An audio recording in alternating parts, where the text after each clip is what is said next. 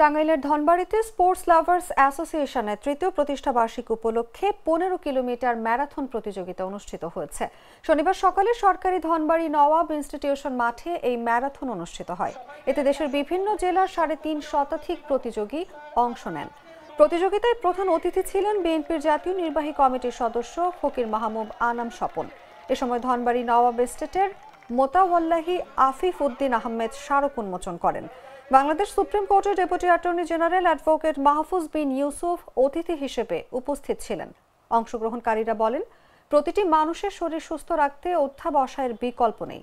তরুণ প্রজন্মকে মুঠোফোন, অবাধ ইন্টারনেট ব্যবহার, মাদক সহ অপরাধ কর্মকাণ্ড থেকে দূরে রাখতে এমন আয়োজন গুরুত্বপূর্ণ ভূমিকা রাখবে।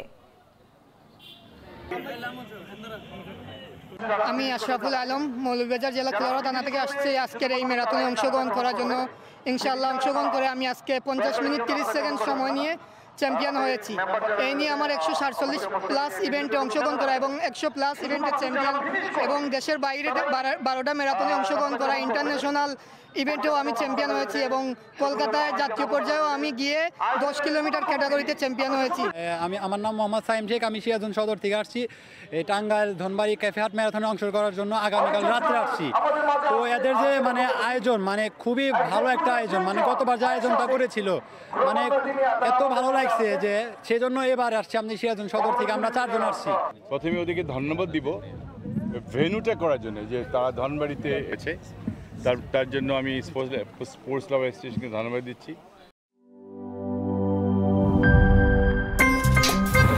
আমার একটা স্মার্ট সিদ্ধান্তে 25% গ্যাসের খরচ কমেছে। ভাবছেন কিভাবে?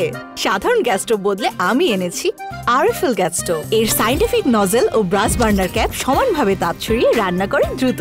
তাই গ্যাসও বাঁচায় 25%, টাকাও বাঁচে 25%। আরএফএল গ্যাস স্টোভ নিরাপদ ও গ্যাস সাশ্রয়ী।